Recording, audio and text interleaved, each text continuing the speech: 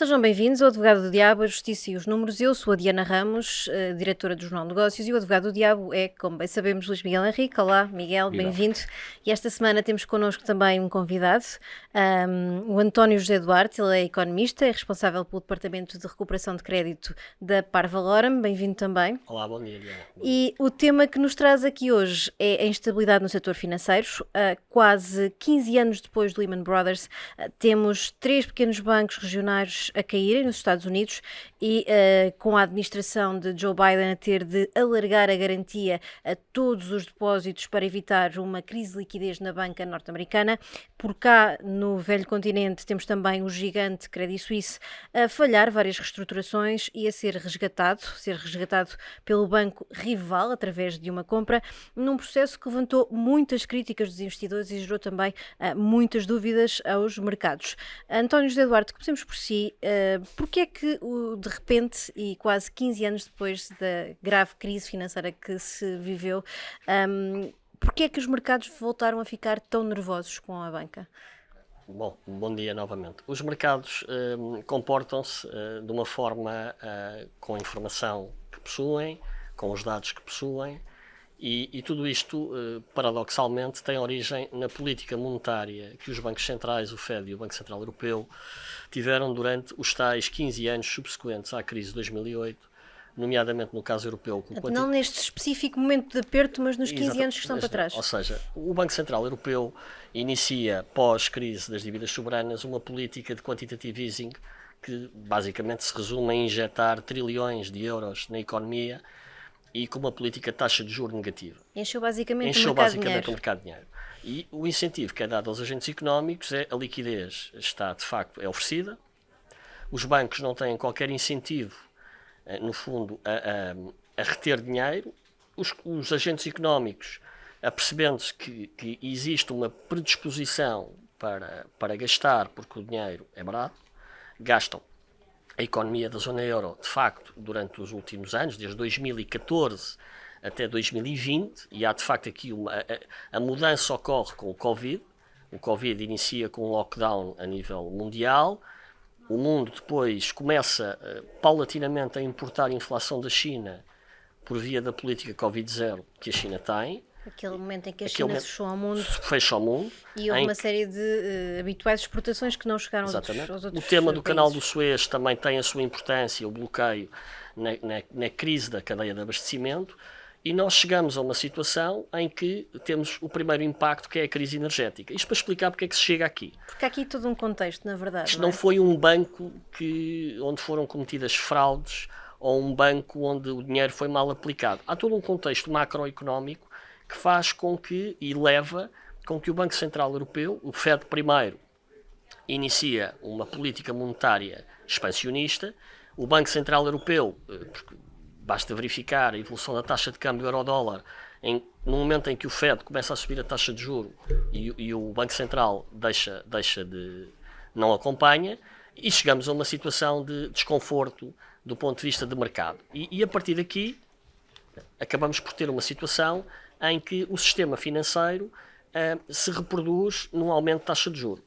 E, rapidamente, aumento de taxa de juros significa que o preço das obrigações cai. Os bancos americanos, que durante todo o tempo Covid alimentaram imenso, e no caso do SBB, um banco ligado a tecnológicas, tinha tecnológicas com imenso cash, porque todos nós falávamos, já não vamos voltar para os escritórios, houve necessidade de implementar um conjunto de tecnologias.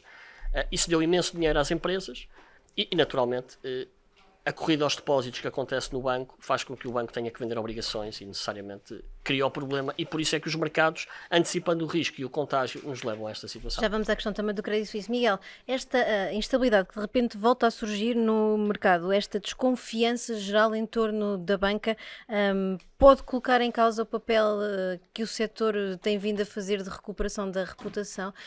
O António José Duarte já explicou aqui, não foi uma questão de falsa prestação de contas, de problemas como os que encontramos no passado. O que é certo é que a banca volta a estar quase Tens várias palavras-chave na tua pergunta. Uma delas é reputação, e reputação é o ativo principal da banca. Portanto, e demora anos, e também há uma máxima popular que é a nossa credibilidade, a nossa reputação demora anos a construir, um segundo para a destruir. O que significa que realmente todo este processo de reerguer a credibilidade e a reputação bancária, e porque há traumas que ainda estão relativamente recentes, não são exatamente uma coisa muito longínqua e muito distante ou exótica, logicamente que aos primeiros sinais há alertas que aparecem e essa reputação fica automaticamente, pelo menos, não digo quebrada, mas fissurada. Acho que tem a ver aqui, eu não sou o António melhor do que nós iremos ajudar, mas percebo claramente que neste momento há quase uma coisa que tem que se fazer quase a quadratura do círculo, que é combater a inflação e de alguma forma segurar o sistema bancário. E a algum momento há questões aqui que têm que ser decididas pelos bancos centrais, que acaba por ser relativamente contraditório e que não tem facilitado neste momento todo o processamento das medidas que numa by the book poderiam ser implementadas. À tua pergunta, se o que tem acontecido destrói reputação, acho que não. Tem-se conseguido segurar. Aquilo que pelo menos num primeiro momento se conseguiu evitar foi o efeito dominó, que é sempre aquilo que se teme. Foi contido, que criou-se um dique e esse dique conseguiu suster a primeira vaga. E eu acho que esta é a questão neste momento. António José Duarte, já deu aqui um bocadinho o contexto macroeconómico que levou a esta maior instabilidade.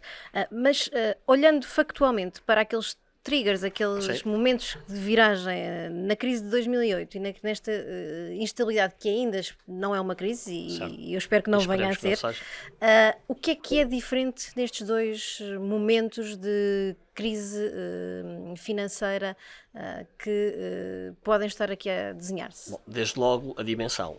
O Lehman e o Credit Suisse, que é o efeito mais evidente, e não é só o Lehman é a parte final de todo um desconstruir do sistema financeiro americano, desde as casas a Fannie Mae e a Freddie Mac, o AIG, portanto, o Wells Fargo, portanto, todos esses bancos que antes de chegarmos ao Lehman acabaram por ter necessidade de serem, na altura, portanto, faliram, mas que não havia resgates, esse framework não existia no sistema americano, no sistema europeu. E na altura havia uma grande dúvida em relação à qualidade dos ativos, porque Exatamente. Notava-se que havia uma má avaliação de ativos que eram basicamente lixo.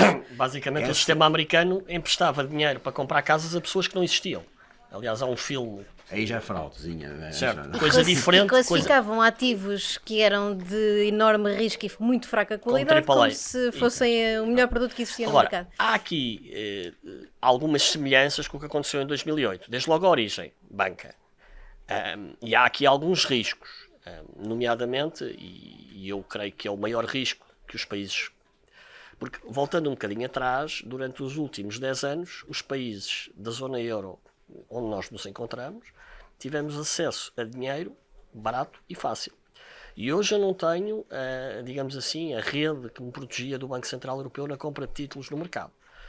E o maior risco que isto tem, à parte da degradação das carteiras de crédito dos bancos por via do aumento da taxa de juros, é expectável que o nível de mal parado aumente, ao nível dos particulares e ao nível das empresas, porque quando se aumenta a taxa de juros não é só o crédito à habitação, que em Portugal tem um problema crónico. Mas isso não é resultante da instabilidade destes bancos nem das dificuldades destes bancos, é mesmo do contexto económico. É mesmo do contexto económico. Agora, o contexto económico pode reproduzir, se eu passar a ter um banco, e de facto importa ressalvar que os bancos hoje estão muito mais capitalizados do que estavam em 2008.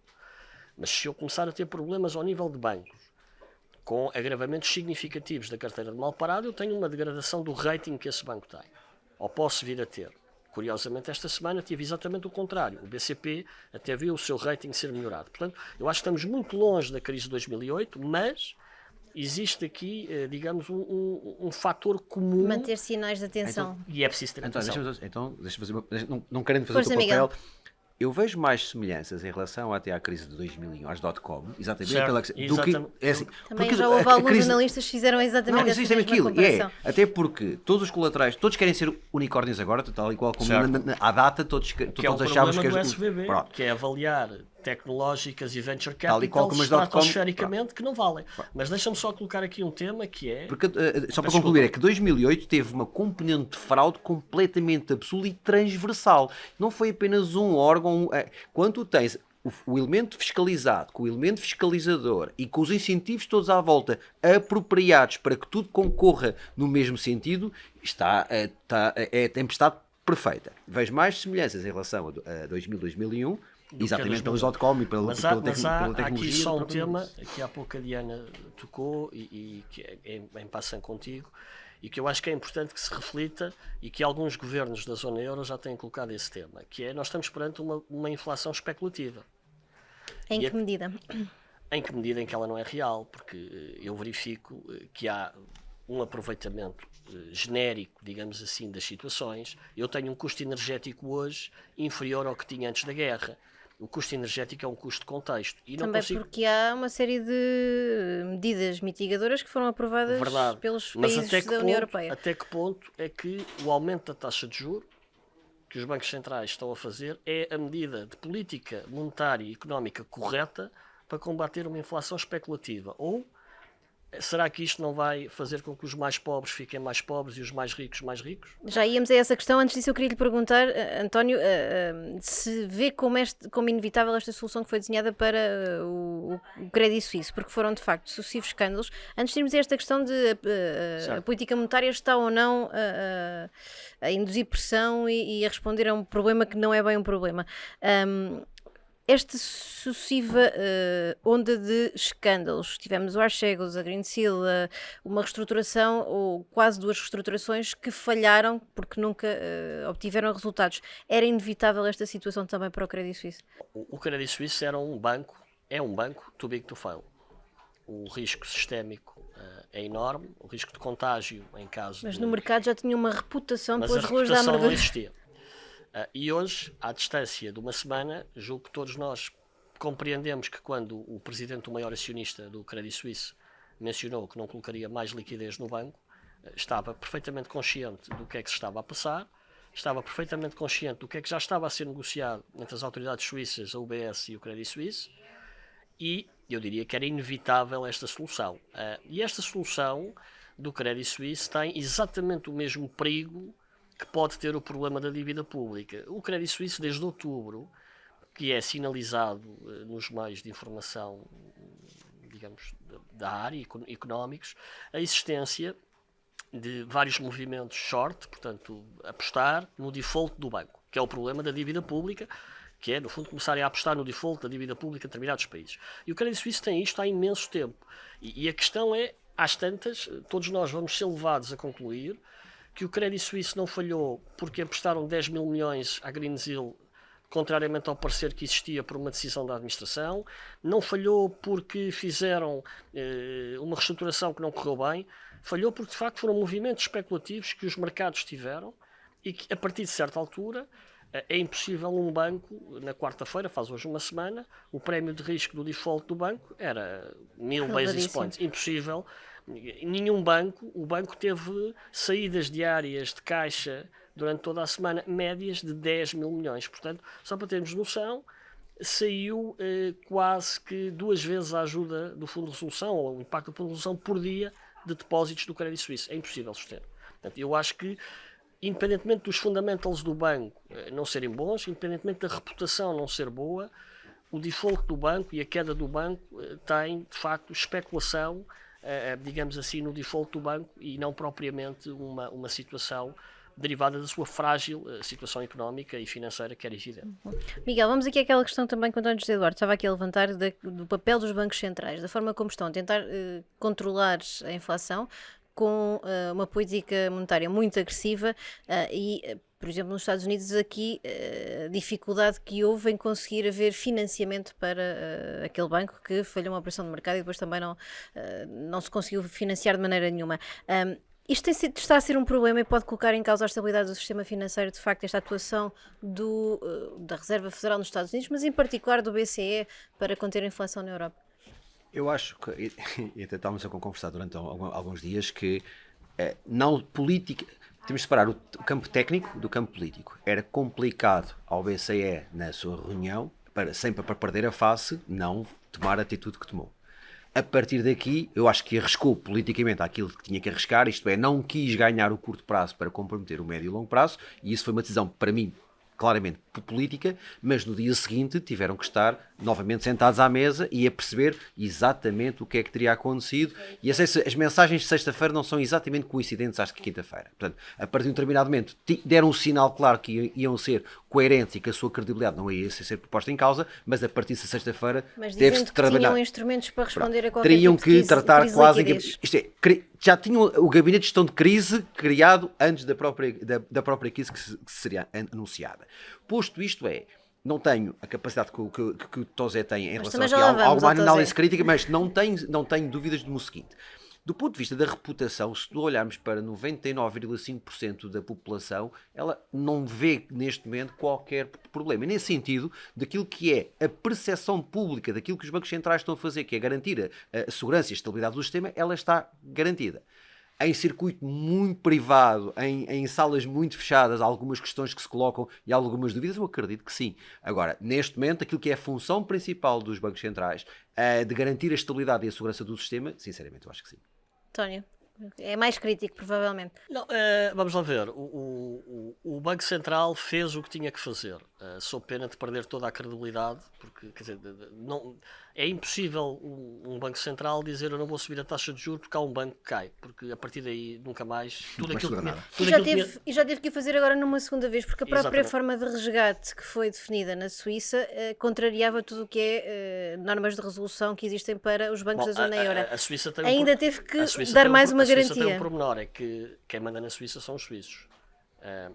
Mas os Há investidores problema. operam em mercados transversais. Há um problema, é que os mercados são globais. É isso. Portanto, ou seja, o antigo governador do Banco Central de Inglaterra dizia: na vida os bancos são do mundo inteiro, na morte são locais. E de facto é verdade. Só que o que aconteceu no Credit Suisse tem, objetivamente, impactos na forma como o Banco Central Europeu olha para o sistema financeiro europeu, até porque falamos de um banco com risco sistémico. O Credit Suisse não é um pequeno banco, digamos assim, local, suíço ou regional. É evidente que o grande problema da Europa é que não cresce. E repare, é impossível eu olhar para a parte monetária sem olhar para a parte do crescimento económico. E quando eu tenho uma inflação, que na minha perspectiva é muito mais especulativa do que estrutural, e que de facto a política que o Banco Central Europeu segue, e vamos ver hoje o que é que o Fed vai fazer, se vai reter o aumento da taxa de juros, como a maioria dos analistas indica, ou vai continuar a aumentar, agravando o problema dos bancos, porque os bancos têm as suas obrigações, quando têm dinheiro, aplicam em crédito ou em obrigações do Tesouro. Essas obrigações, se forem resgatadas antes da maturidade, porque eu preciso de lhe pagar a si que vai ao banco, eu tenho que fazer a diferença entre o valor face value, digamos assim em inglês, e o valor que ela hoje cota. Quanto maior for a taxa de juros, menor é o valor da obrigação. E isto é um problema que os bancos centrais têm. Eu diria que não estaremos muito longe, e partilhamos isso também na troca de informação que fomos fazendo.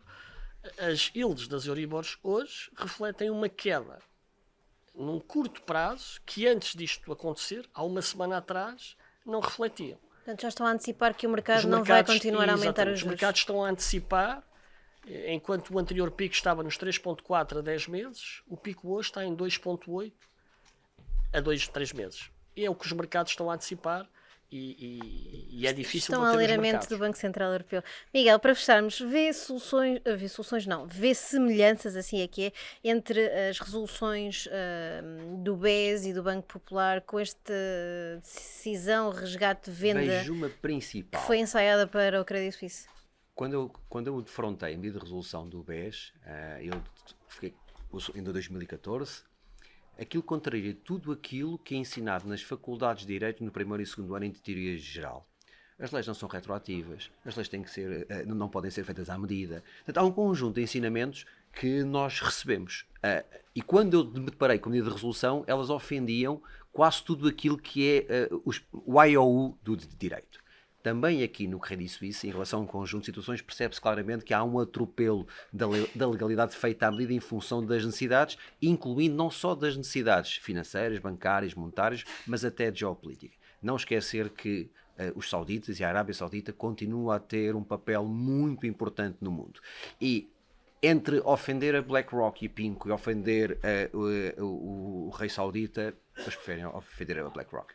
Mas em termos do próprio mecanismo que foi desenhado, por exemplo, pensando no do BES, ainda que não tenha havido a separação de ativos para um banco bom ou um banco mau, o que há é uma solução também em que os ativos são todos concentrados debaixo do BES e há aqui uma garantia, agora gastem estes 9 mil milhões, se não estou em erro, a partir daqui as perdas são assumidas pelo banco. Mas há aqui, permita-me só uma questão que é relevante e que os mercados estão extraordinariamente preocupados. A solução que foi colocada para o Credit Suisse basicamente apagou dos balanços de um conjunto de fundos 17 mil milhões de dólares de obrigações de capital contingente. Se o BES e o Popular e não sabemos se fica por aqui, porque se olhares para as medidas de resolução anteriores, muitas das primeiras medidas foram para um primeiro momento e que, não sendo suficientes, foram atingir mais. Mas essa é a grande preocupação do Banco Central. Até onde é que fica aqui? Os bancos emitem por ano cerca de 400 mil milhões deste tipo de obrigações para fazer face ao cumprimento dos seus rácios. E todos sabem que estas obrigações têm risco. As do Credit Suisse estavam cotadas a 9,25. Tinha uma rentabilidade de 9,25. O que aconteceu no Credit Suisse é algo que não é suposto acontecer. Os acionistas receberam ações do UBS e estes obrigacionistas não receberam nada. Foi completamente invertido. Os acionistas são os primeiros a perder e os obrigacionistas seriam os últimos. E isto coloca aqui um tema. A que custo é que os bancos amanhã vão aos mercados emitir este título de obrigação? Porque eu, investidor, a rentabilidade que vou exigir é substancialmente maior porque já percebi que afinal posso perder tudo. E esta é a grande preocupação do Banco Central Europeu. Muito rápido para fecharmos. É só porque fechamos como iniciamos. É a reputação. Num dia foi destruída a reputação que tem agora que ser recuperada durante muito tempo. E mesmo tendo feito tudo bem, os bancos voltam a ter a reputação em causa, mesmo não estando envolvidos diretamente no caso. Muito bem. Está assim encerrado mais um videocast do Advogado do Diabo, a Justiça e os Números. Muito obrigada por ter acompanhado este episódio. Obrigada, António e José Eduardo, por ter participado. E Miguel, obrigada. Até à próxima semana.